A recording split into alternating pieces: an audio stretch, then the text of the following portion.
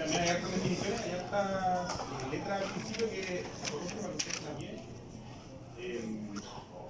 Como ven esa historia, pero bueno, básicamente es para definir que distintas cosas y no todo lo que se infecta de un catéter es una sepsis por catéter o una infección asociada al catéter o relacionada al catéter. Entonces, el catéter, ¿qué le puede pasar? Se puede colonizar, o sea que tenga algún microorganismo en su lumen. Y otra vez un cultivo, pero eso no necesariamente es una enfermedad y no necesariamente se trata. Se puede inflamar la zona alrededor del catéter, es una flebitis. Se puede infectar el sitio de inserción, y eso normalmente el rango para decir que es del sitio o no es del sitio es un área de 2 centímetros.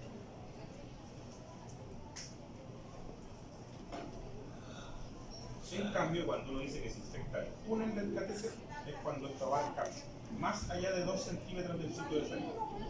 ¿Ya? Y normalmente es a lo largo del sitio.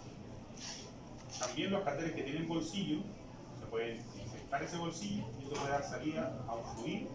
Normalmente puede ser purulento, especialmente, y esto está dado en catéteres subcutáneos, catéteres de reservorio. Por supuesto, se puede doler, puede ponerse rojo, puede indurarse. Y finalmente, las más importantes, que son las infecciones asociadas a líneas centrales, que son pacientes que tienen una bacteriemia y tienen un catéter, pero no necesariamente la causa de la bacteriemia es el catéter, o sea, la bacteriemia se originó en otro sitio. Y finalmente, lo que nos vamos a ver aquí, que es las infecciones relacionadas al catéter. Se sabe que el catéter es la causa de la infección o de la bacteria. Esa es la principal foco del tema. Como en la epidemiología, las infecciones asociadas a catéteres no se refiere a lo que vimos recién, sino que es a todas las definiciones que vimos, es la mayor complicación sin duda relacionada al uso del catéter, más que los riesgos al insertarlo, más que el motor que se puede producir. Y en los pacientes que están hospitalizados, la primera causa de bacteriemia, en las UCI principalmente, que son los pacientes que más usan catéter, en 2009 la CDC de Atlanta reportó 23.000 casos en Estados Unidos y la mortalidad puede ser bien alta, el 25%, o sea, que está en la UCI con una mortalidad del 25%, eso es altísimo. ¿Ya? 1,6 infecciones por 1000 días de catéter. Y como vimos, lo más frecuente es que ocurren en la UCI. En Chile está medio que el 3% que alguna vez usaron catéter presentaron alguna infección asociada a la atención de salud relacionada al catéter, con la tasa de 1,64 por 1000 días, un poquito más alta de la de Estados Unidos. ¿Cuáles son los agentes? Estos son los chilenos que muestran los agentes principalmente grados positivos, ¿cierto? Porque la piel está por ahí cerca, estafilocridinil, estafiloaureus, y después se vienen los gram negativos como la Klebsiella, la pseudomonas y ya después los hongos. Y también es importante saber, además de las definiciones de los tipos de infección que tienen que ver con un catéter, es qué tipo de catéter hay. Ustedes van a ver que un montón de gente llega con catéter, no sé, por los pacientes llegan con un catéter de reservorio, que es un permanente o de larga duración, que son los llamados con bolsillo, que es el reservorio, y también los de la UCI, que son típicamente transitorios, ¿cierto? Son los catéteres venosos centrales, o el PIC, o el CCPI que está ahí, que es el catéter central de inserción periférica, ya los catéteres de arteria pulmonar, llamados SWAN-GANS, ¿cierto? Y los catéteres de hemodiálisis, que también los de hemodiálisis pueden ser transitorios, o pueden ser tunelizados o semipermanentes. ¿Por qué se produce? Porque las bacterias se adhieren al catéter y lo colonizan inicialmente y forman una matriz, un biofilm, donde se quedan ahí guardaditas las bacterias. ¿Y cómo se produce esa colonización? Se puede producir intraluminar, que es lo más frecuente cuando se manipula, ¿ya? También cuando se administran soluciones contaminadas, eso es más infrecuente, pero puede pasar. Y en general aparecen después de los 10 días. ¿Por qué? Porque como es con la manipulación, a medida que va avanzando, más manipulaciones, más riesgo de hacer. Y esto predomina en los catéteres de larga duración, o sea, los tunelizados o los con reservorio. La extraluminar son los de la piel, ¿ya? Que puede ser durante la instalación o durante la primera semana, en general es más precoz, como se produjo en la inserción. Y finalmente la más rara, que es la vía hematógena. Tiene infección en otro lado y eso es que el catéter se coloniza. ¿Cuáles son los factores de riesgo? Se pueden dividir en dos, ¿cierto? cateterismo de la persona o del paciente y del catéter. Y ahí de la persona son para qué se está ocupando ese catéter. Esto puede ser para la organización parenteral total central, eso es LPTC, y para la hemodiálisis, y eso es porque se manipulan mucho. ¿Cómo se manipulan? Y otros factores que son los típicos, que son la inmunosupresión, si se usa o no se usa para quimioterapia, si tiene un paciente quemado, a la UCI por una quemadura, que tenga infectado algún otro sitio, que tenga un trasplante de médula, o que tenga siempre algún órgano fallando en fruto de riesgo de todo, en este caso la enfermedad renal crónica, que haya tenido la infección por catéter y que esté hospitalizado en una unidad de mayor complejidad o una UPC o UCI. Y del catéter, ¿cuáles son los catéteres que más infectan? Son los catéteres que tienen mayor tamaño, de diálisis, que tengan mayor número de lúmenes. La localización, que vamos a ver cuál es la localización más frecuente, para que uno lo está ocupando, si se instaló o no se instaló de urgencia, porque obviamente una instalación de urgencia, el paciente que está grave, normalmente los médicos somos un poquito más cochinos para instalar las cosas cuando estamos apurados, ¿cierto? En cambio, cuando estamos apurados, las manitos, te van a zapar la vida, entonces. Y también otra cosa importante es que existe una razón enfermera-paciente que todas las UCI deberían cumplir. Cuando eso se rompe, ¿ya? En general es como una enfermera por una o dos camas, pero las enfermeras están menos pendientes de lo que está pasando, por lo tanto se empiezan a romper las normas y por lo tanto más riesgo. Doctor, ¿a qué se refiere con el número de lúmenes? Lo que pasa es que un catéter tiene una inserción, ¿Sí? y esa inserción después se divide para afuera, ¿ya? Quizá puede ser de a una, o sea, que tengo una salita para ponerle una jeringa y ponerle un medicamento, o una bomba, puede ser de 3, o esa está de 5. ¿Cachai? Entonces, ¿cuántas veces se divide hacia afuera? Según eso, ¿cuántas bombas le ponen? Ya. Y eso, por supuesto, que no se pueden colocar al mismo tiempo. O sea, no es que, ¿cachai? Entonces, el catéter viene y los lúmenes van por dentro de la inserción para adentro, ¿cachai? Entonces uno puede colocar varias drogas al mismo tiempo. No es que entre una después otra, por eso son lúmenes.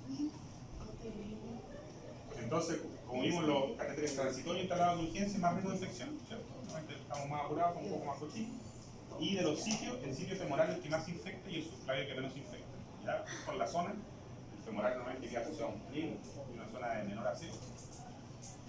Pero el femoral es el que tiene menos complicaciones mecánicas, ¿ya? Neumotórax o uso. Respecto a la clínica, por supuesto la fiebre, muy frecuente pero poco específica. En general, como es una bacteria la que se está produciendo, no una fiebre solita, sino que calofrío, hipotensión, hipoperfusión, más bien tendiente a la sepsis. Y los signos de infección local en una sepsis por catéter, no todas las definiciones que vimos son raras. Además, tengo una infección de los túneles, más bien raras. Es importante que en la diálisis, con pacientes en hemodiálisis, aparezcan estos signos, o pueden aparecer mientras el paciente se hace diálisis. ¿Ya? Es muy típico que, no sé cómo se hace en la diálisis acá, pero los pacientes van a un centro de diálisis, entonces a uno le mandan un informe. ¿Ya? Y ahí decir, paciente hizo fiebre, hipotensión durante la diálisis, que se llama. Digo para la caracterización, ¿no? El enfrentamiento, primero retirar el catéter. Y ahí, por supuesto, no es así, no, retirémoslo, sino hay que ver qué pasa. ¿Ya? Si este paciente está grave, tiene complicaciones, qué tipo de catéter es distinto retirar un catéter por reservorio, se requiere una cirugía pequeña para retirarlo, o el utilizado igual, versus un transitorio. Y lo importante es, sin duda, la disponibilidad de otro acceso.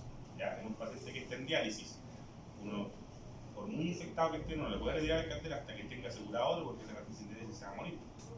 ¿Ya? Entonces, uno tiene que primero ser consciente de qué accesos tenemos, si los podemos o no los podemos reemplazar, pero siempre teniendo en la cabeza que uno en algún momento va a tener que retirar ese catéter, según los criterios que vamos a ver más adelante. Los que son permanentes no se retiran empíricamente, o sea, ante la sospecha, uno no retira el catéter hasta que está seguro que el catéter es culpable de lo que está pasando. Entonces, ¿cómo lo vemos? Nuevamente, tipos de catéteres. Si es transitorio y tiene una alta probabilidad de infección y el paciente está grave, sacamos el catéter transitorio. Nuevamente, consideración, si tenemos gravilla, tenemos moral. En general, los pacientes que están graves y están en la UCI, ustedes han pasado por alguna unidad de paciente crítico, los médicos que trabajan en la unidad de paciente crítico no se pasan demasiado rollo con los catéteres y son súper secos por él. Entonces, es muy raro que un paciente no tenga otro acceso central que con eso, sino que el intensivista o el internista a cargo normalmente le va a poner otro rápidamente y le va a sacar, etcétera. Entonces, no es demasiado rollo de eso. Si el paciente está estable, hay que ver si es que uno está seguro que no hay otro foco. Y si uno tiene la duda que hay otro foco, lo puede explorar, pero si uno está más o menos seguro de que nuestro cartel es culpable, igual lo retira. Y lo otro importante es qué patógeno está aislado. ¿Ya? Si es que un patógeno muy virulento, que es resistente, o no está respondiendo a la terapia, uno termina retirando el catéter. En general, quédense con la idea de que los transitorios hay que retirar. Entonces, ¿qué se piensa respecto al retiro?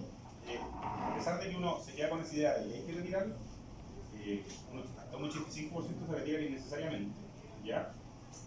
Entonces se ha tratado de reducir cuáles son las indicaciones para retirar, ¿ya? Y ahí vemos cuáles son las indicaciones, por ejemplo, si es persistente, que es tan grave desde el inicio, pero si no, que ha persistido 42 horas, que tenga complicaciones locales evidentes, que tenga complicaciones metastásicas.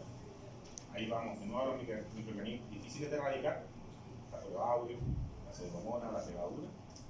Que uno, por ejemplo, haga tratamiento, el paciente se recupera, ya no, dejemos el catéter ahí, le suspendemos el tratamiento y vuelve a hacer fiebre, retirar. Estos son criterios, por supuesto, que se aplican a los transitorios y a los no transitorios. Y finalmente el criterio médico es muy importante, ya, porque si un paciente tiene un catéter y uno está viendo una fiebre, un paciente con fiebre que está inestable, que tenga una sepsis, a pesar de que no tenga ningún criterio, no tenga nada aislado, etc., uno dice ya, retiremos el catéter porque puede ser un evidente foco. Es importante que cada vez que se tome la decisión de retirar un catéter, porque existe una sospecha clínica de una infección sistémica asociada a este dispositivo, es importante o necesario más bien obtener hemocultivo por venopunción y enviar un segmento del catéter a cultivo. Si uno decidió retirarlo, uno tiene que cultivar ese catéter, ¿ya? Retiro y cultivo del catéter. Normalmente ese cultivo se hace del extremo distal del catéter. La enfermera lo sabe, a veces lo digo. ¿Por qué esto es importante? Porque nos sirve para diagnosticar la sepsis del catéter, ¿ya? ¿Y eso cómo se hace? A través de un cultivo positivo del extremo del catéter. O sea, si nosotros tenemos una paciente con sepsis y el catéter está con una infección, que va a depende de qué método se ocupe, pero en general más de 15 colonias en métodos semi-cuantitativos o 100 en el método cuantitativo. ¿Y por qué la venopunción es importante? Porque tiene que ser el mismo germen que está en la sangre, porque si no ya entramos a la colonización. Y si es que uno no hace eso, o sea, el catéter no lo retira, uno tiene que tomar como cultivos cuantitativos simultáneos, tanto por el catéter como por venopunción, y eso se pide una razón de 3:1. ¿Ya? Ahí dice 4:1, porque 4:1 es cuando tienen el mejor rendimiento diagnóstico, esa razón. Pero girar sobre 3:1, idealmente 4:1, uno le diagnostica, y lo otro es el tiempo diferencial hasta detectarse un crecimiento bacteriano, que eso también es importante cuando uno pide el cultivo, lo pide cuantitativo, y te informan el horario en que saltó positivo, es decir, dio positivo, que tiene que ser al menos 2 horas entre el catéter y el hemocultivo periférico. ¿Ya? Eso es porque hay laboratorios que, yo creo que ya son la mayoría en Chile, que tienen métodos automatizados cuando el cultivo positivo marca la hora. Entonces los hemocultivos tienen que ser periféricos del catéter, cuantitativo, ¿ya? Y ese método tiene una sensibilidad y especificidad del 100% cuando el reporte está entre 3 y 5 veces. Y el tiempo diferencial de 2 horas tiene una sensibilidad del 88%, o sea, igual es súper bueno. Es importante cultivar todas las curvas, ¿ya?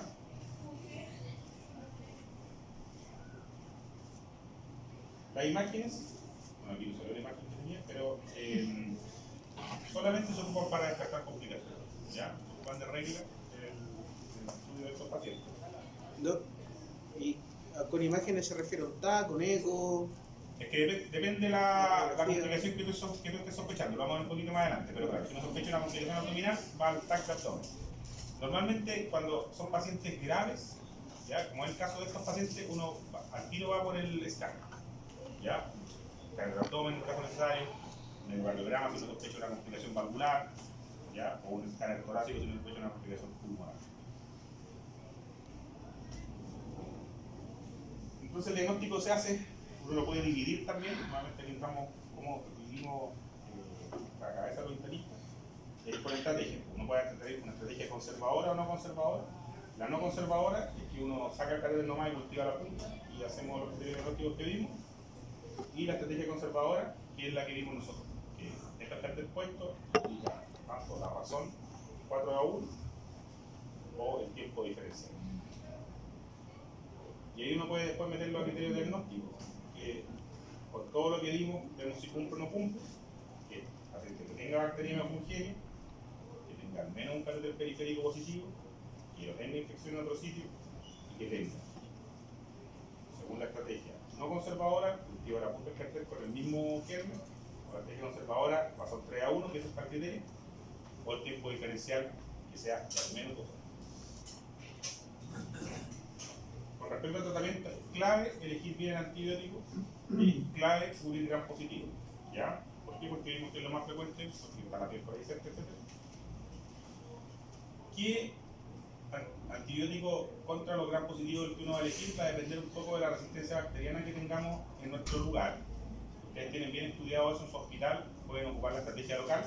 Si no lo tienen bien estudiado, extrapolan la chilena y vemos que en Chile solamente el 45% de los estafilococos son sensibles a ampicilina, o la clásica cloxa, ¿ya? O flucloxa. Y entonces uno ocupa al tiro vancomicina, donde uno sabe que la sensibilidad es del 100%, ¿ya? O sea, al tiro vancomicina. Y esa sería la primera opción. Si es que el estáfilo termina siendo meticilino sensible, uno se baja a un beta-lactámico según la sensibilidad. Y uno puede ocupar otros antibióticos que están disponibles escasamente en Chile, como la daptomicina, cuando por ejemplo se ha visto que existe el SAMR, o el Staphylococcus meticilino resistente, que se ha detectado un aumento de la CIP, ¿ya? O sea, de la resistencia a la vancomicina. Eso acá en la región es raro, muy raro, y quedan no somos, ¿ya? Y el irinosolid solamente en primera línea se existe el antecedente del paciente de resistencia a vancomicina. ¿Se cubre o no se cubre gram negativo?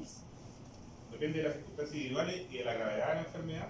Si los pacientes están muy graves o están neutropénicos, como vimos recién, que neutropénicos hay que cubrir gram negativo, o que tienen un antecedente de colonización por gram negativo, se pueden usar. ¿Qué se ocupa? Carbapenémico, beta-lactámicos con inhibidor, o sea, el clásico tazonampi, piracetina tazobactam, cefalconina de cuarta, como vimos recién, el cefepime, o aminoglicósico.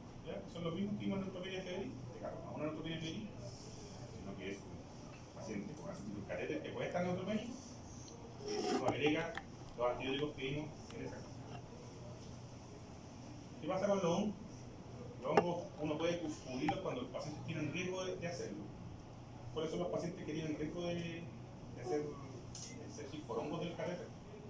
Que por ejemplo, una nutrición parenteral, que tengan uso prolongado de antibióticos de amplio espectro, una neoplasia hematológica, leucemia linfoma, trasplante de médula ósea, ¿ya? O un trasplante sólido, de hígado por ejemplo, o que tengan un catéter femoral. ¿Se puede usar fluconazol si el paciente no estaba expuesto a ninguna terapia quirúrgica o alguna sola en los últimos 3 meses? Y la prevalencia de Candida crucei y la brata es baja. Ahí vamos a ver por qué, porque esas dos cándidas tienen resistencia al fluconazol. Una es dosis dependiente y la otra resistencia es intrínseca, la crucei. Y para otras cándidas, por ejemplo la parapsilosis, que es importante porque se dan 1/3 de las infecciones relacionadas a catéter y bien frecuente en algunos centros de diálisis. Normalmente los centros de diálisis tienen su propia epidemiología. Van a decir que no, en este centro es bien importante la cándida parapsilosis. Y ahí es importante que ahí no usar equinocandina, ¿ya? Como la carpofluvina. Ahora abajo están las dosis, ¿ya? Equinocandina, nealofungina, cefalconina, nealofungina y fluconazol. Y lo importante es controlar todo el hemocultivo a las 72 horas. Si el hemocultivo persiste positivo, uno tiene que buscar complicaciones, y ahí lo que hablamos recién. Endocarditis, hipotrancia esofágica. Osteomelitis, resonancia sintigrama. Trombofilitis supurativa, y